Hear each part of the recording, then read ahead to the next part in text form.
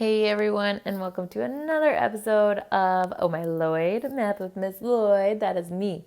And today we are looking at the last of my kiddos, my babies, prereqs. And so we're looking at domain. So the domain is talking about how far a function reaches or touches on the x-axis. So how far does it go along the x? What are some things it can't have in the x, etc. So I have a little bit of an example over here of visual, because again, I'm a visual person, I'm a visual learner. I have to see what's going on. So what I mean whenever I say wherever it reaches the x-axis, so this is my x-axis right here. So I know I have points where we have x values. So they're all of these. There's so many of them. There's just a lot. And I also notice that I have these arrows. So I have one arrow that points to the left. And so that arrow means that it's going to keep going left. And it's going to keep going and going and going and going and going like that bunny off of the Energizer commercial. If you haven't seen that, that's fine. I always also like to say it goes all the way to the left to infinity and beyond, just like our favorite space toy, Buzz Lightyear. So this here goes to negative infinity. Because it's going to the left, it does go negative. We also have one on the right that is pointing to the right. So x, as it goes to the right, keeps getting larger and larger and larger and larger and larger. And it points all the way to, you guessed it, infinity and beyond. We do, however, have this weird little thing in the middle. This thing in the middle is where it says x is equal to 0, and we notice that our arrow isn't touching. It's getting really close, and it keeps getting closer, but it's not really touching. And the reason why that is because our function right here, that y is equal to 1 over x, our x is in the denominator, and we can't divide by 0. That's undefined. And so where x would be 0, it's not touching. It's not going anywhere near it. There's like this little invisible barrier. If you have a sibling and you ever were sitting in the car and you wanted to bug the crap out of them, you just get really, really close and be like, I'm not touching you. I'm not touching you. I'm not touching you. Can you imagine it? I am. I was the annoying little sister back in the day, so I totally this is my jam right here. So because we have this thing we cannot do, x cannot equal 0, we have this little dotted line that we're not allowed to cross. That thing is technically called an asymptote. I think it's a funny word, and I'm going to have more videos about it later on. So then our domain that we're looking at, I like to say D. Sometimes I write the whole thing out. It depends on how much time I have. Whenever we have a set, that set is denoted by our curly brackets. I don't like to call them curly brackets. I think they look like mustaches. If you turn your head to the left, you can see a little mustache, and I can put eyeballs there so you can see the guy's face.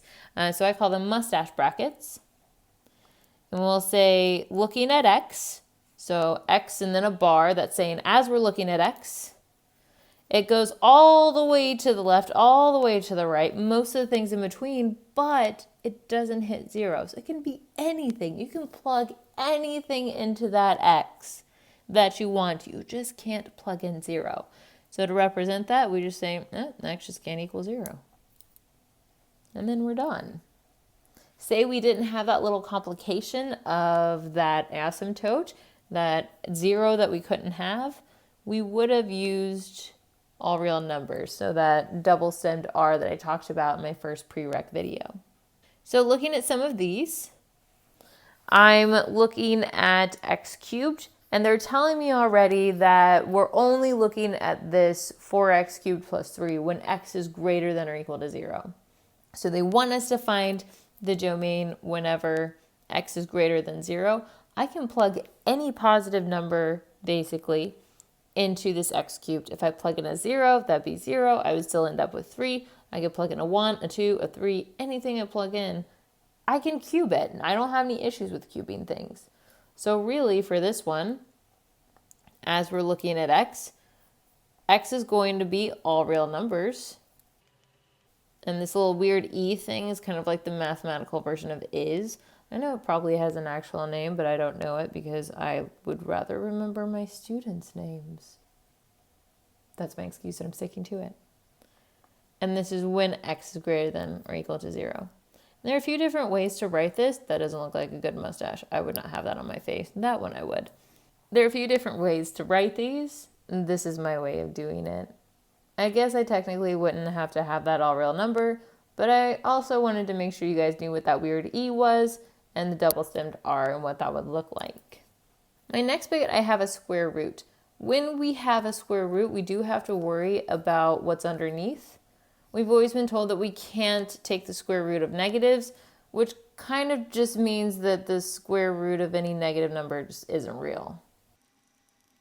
So because we have that issue of negatives not being real whenever they're being taken the square root of, that means everything that's inside has to be non-negative. And I stress non-negative because we can take the square root of 0. So this x plus 7, that stuff that's underneath the radical, it could be 0, and it could be anything that's larger than 0. So I'm going to set it greater than or equal to 0. I can take the square root of 0, 1, 2, 3, etc. I can do the square roots of all of those, and it's going to be something that's real. So I'm going to solve this, and I have x is greater than or equal to negative 7. So this just means that I can plug anything into that as long as it's negative 7 or larger. So then I like to do a little cheating here. And here's my domain. So as we're looking at x, x has to be greater than or equal to negative 7. We can plug in anything we want as long as it's greater than or equal to negative 7. Again, our last bit, very similar to the one before, so I'm going to save it for my kiddos. And you guys can figure it out yourselves if you're not one of my babies. So rational expressions, it's kind of what I just saw. It's when a polynomial is dividing with another polynomial. And a polynomial can be just the x on the bottom. So whenever we have some variables in the bottom in the denominator, that's when we've got some rational expressions. When it comes to rational expressions, one of the things we really have to be careful about is that our denominators cannot ever equal 0. Ever. So when we are simplifying these, so I have a rational expression, I have a polynomial and another polynomial there. The first thing I want to do is factor the top and bottom. So by this point in time, my kids have had a bit more practice with factoring, so I'm going to kind of fast forward through this a little bit. Fast time, you can always bring it back, pause it wherever you need to. It's totally chill. So the first thing I'm going to do is factor the top here. I'm going to use my fun M&A method and splitting of the middle.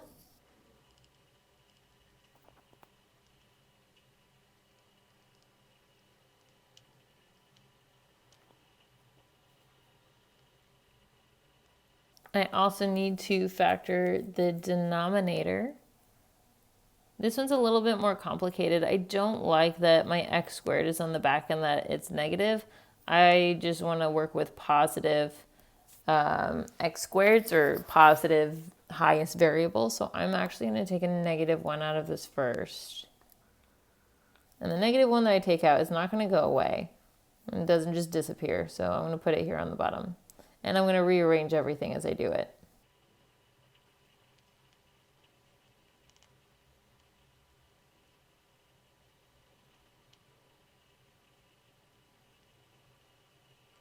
So now that I've factored my top and bottom, my numerator and denominator, I'm now going to cancel out any common factors that I have on both top and bottom.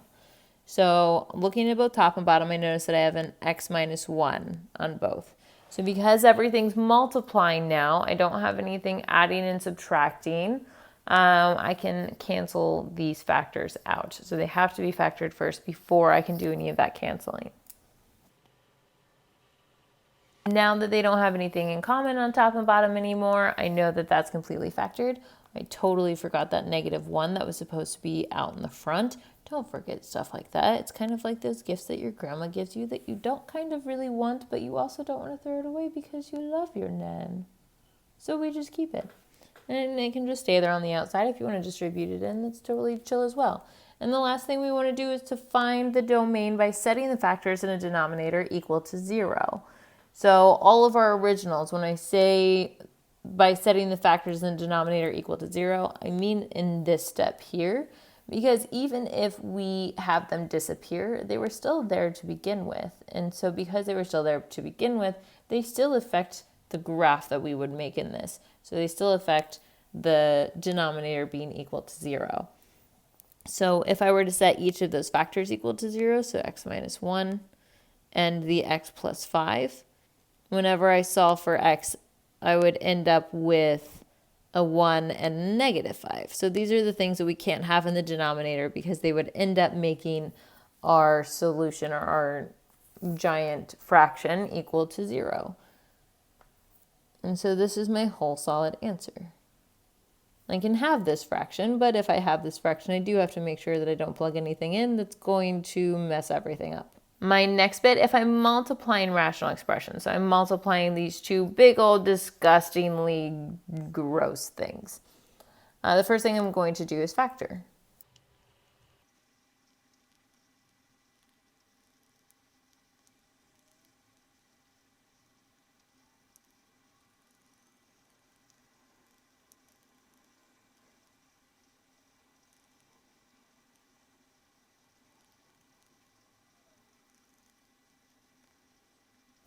So now that we've done all of our factoring, the next thing I want to do, you can combine, so whenever we're multiplying fractions, we multiply across the top and we multiply across the bottom.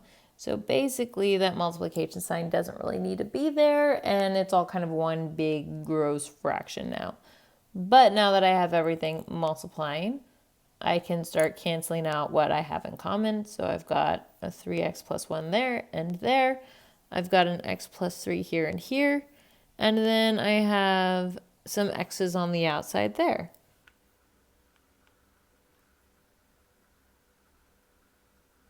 And so I'm writing down all of the things that I have left over.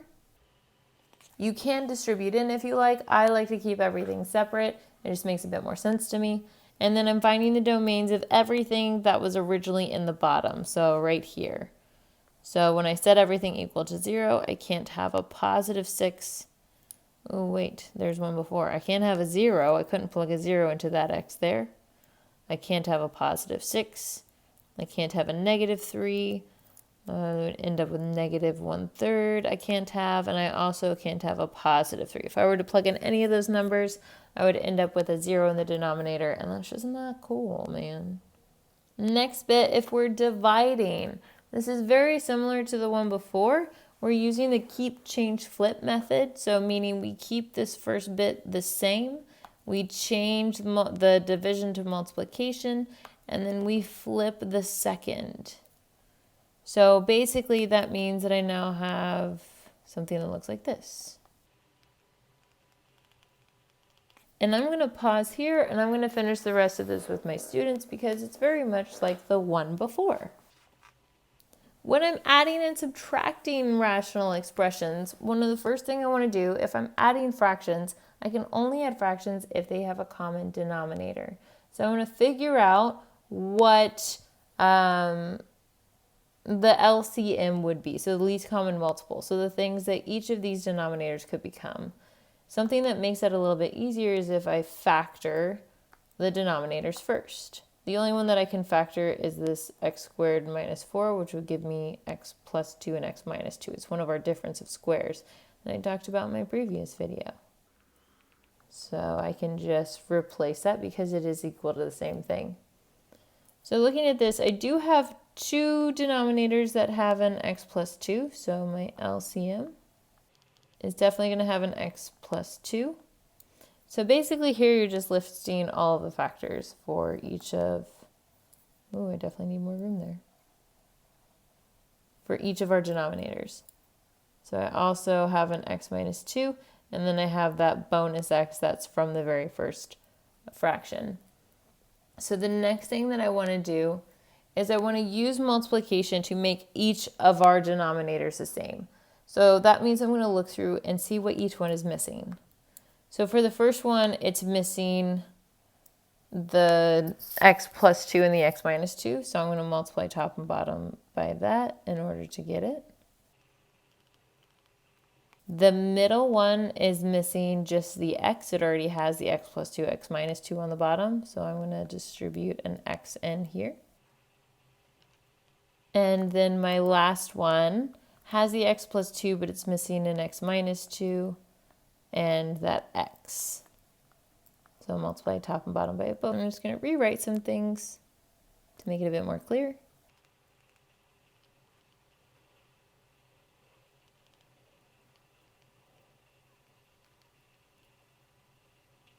So now from here we can see that all of the denominators are the same. So when I'm adding and subtracting, I'm just going to combine the top and everything is going to be equal or over. Everything's going to be over that common denominator. So I'm going to simplify the tops of all these, so doing some distribution. I do know that this x plus 2, x minus 2 is just going to multiply to give me that original denominator that I factored in the first place. So x squared minus 4. Still have that 4 out on the front. I'm distributing in this negative x.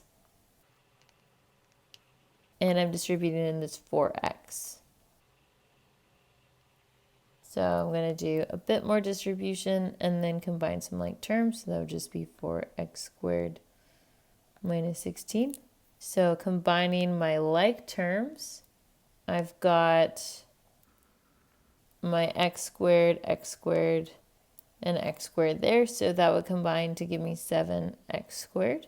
I have my 5x and my 8x. So that's going to combine to give me negative 13x. And I only have the one constant, that is the negative 16, so minus 16.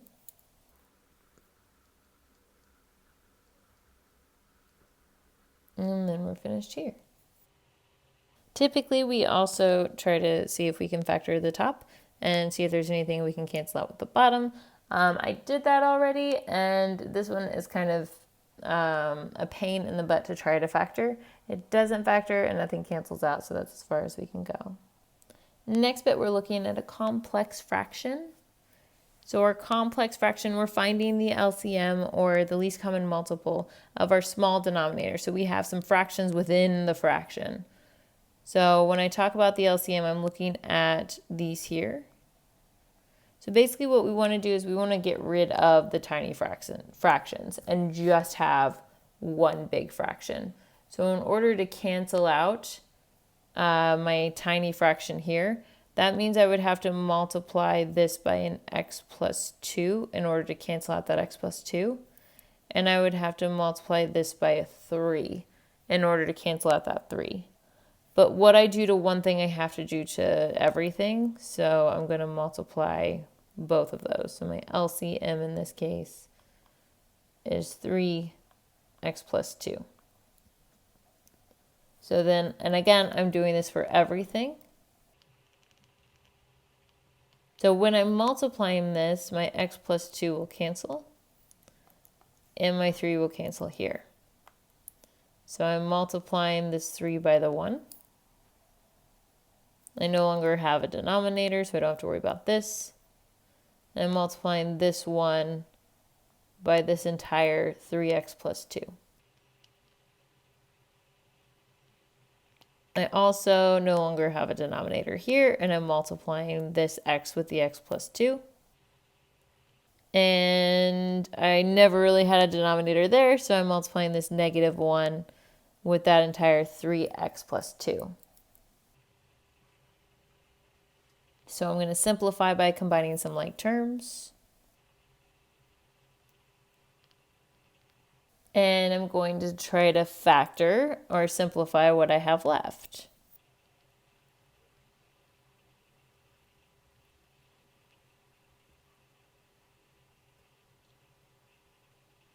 And after I factor, I realize I kind of didn't really need to factor because nothing cancels.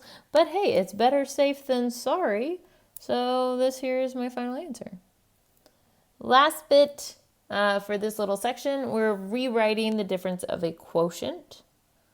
So with this one, they're wanting us to rationalize the numerator. So if we're rationalizing the numerator, that means they want us to get rid of the square root that is in the numerator. They want us to put it in the denominator. I always think it's weird when books ask us to do this.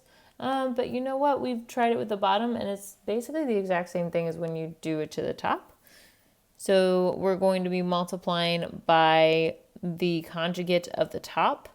So in this case, it would be 9 plus h, and then this turns into a plus instead of that minus there, 3. What I do to the bottom, I also have to do the top. It's kind of like having twins.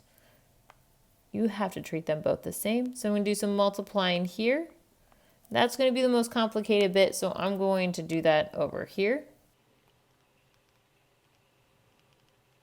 I know that because I'm multiplying by the conjugate, I don't really have to multiply the middle stuff. I just have to multiply the first with the first and the last with the last. So when I do that, I end up with 9 plus h. The negative 3 times the positive 3 will give me negative 9. Oh, looky here, my 9's cancel out, and I just end up with h on top. And then I do some distribution here on the bottom. That's going to be complicated. I'm going to just say h, square root, all of that stuff. Oh, I'm really glad that I didn't distribute now, because I noticed that I have an h on top and an h on bottom that are multiplying, and I can just cancel those. When I cancel out something in the top and I'm left with nothing, I'm going to replace it with a 1, and I have my grossness still on the bottom. And then we're done. I really don't like how that looks, but this is what I was asked to do, so that's what's done. The next thing we're going to look at are the rectangular coordinate system. And so one thing that we typically like to know is the distance between 2 points. Now, this distance formula stems from the Pythagorean theorem. So whenever we have 2 points, I've labeled them x1, y1, and x2, y2. We can create a right triangle between those 2 points. So what I want to do is I want to find the distance or the length of C. So that's the distance in between the 2 points. I can do that by figuring out the distance between the y values, the distance between the x values, and then using the Pythagorean theorem from there. So if I have my a squared, I've labeled my a as the distance in between my y values. So to find the distance between, that means I'm going to subtract them. And I've labeled my b as the distance between the x values, so how far I went left to right in order to get from one point to the next. And then I have my c squared. So now I'm trying to just solve for the distance that is c. So I don't want the squared. In order to get rid of that, I take the square root, which makes my c equal to basically the distance formula, just maybe written a little bit differently.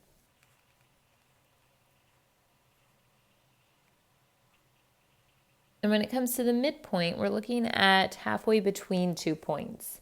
So in order to find the x value that is halfway between the other two x values, we're going to find the half, so we're going to add them together and divide by 2. Same thing if I'm trying to find the y value that is in between the two y values that were already given. And that's how we find the point in the middle. And the last thing I'm going to look at with you guys is translating points on a plane. So whenever we're doing a translation, that means we're scooching, sliding around the graph. So for this one, they want us to represent sliding 2 units to the left and 4 units down. So we're going to be doing this kind of at the same time. So I'm going to move each of my units 2 to the left, 2 to the left, 2 to the left, and 4 units down. 1, 2, 3, 4. So these are my new points here, and I can make my new triangle, which looks pretty much exactly like the old, except I didn't do that straight of a line there. Wait, 1, 2, 3. Ooh, I did mess that one up. There we go. 4 down. And we can also use the points themselves.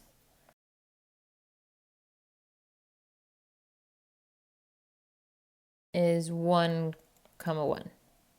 So when they tell me to go 2 units to the left, that means I'm taking away from my x value. So left means I'm getting smaller, so I'm subtracting 2 units from my x value. And then going down means I'm going down from my y value. So I'm subtracting 4. So then my new point would be 0, 1, 3, -4, and -1, -3.